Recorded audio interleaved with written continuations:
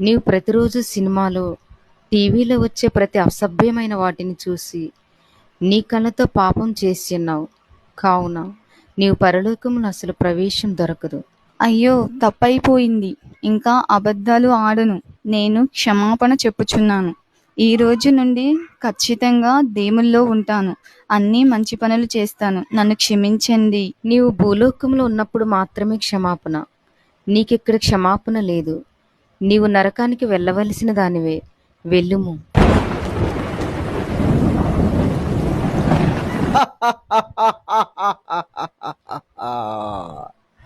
నా ముద్దులు బిడ్డ వస్తుంది. నా రాజ్య వారసురాలు వస్తుంది. స్వాగతం రామ్మా, స్వాగతం. ఈ మంటలలోకి రా.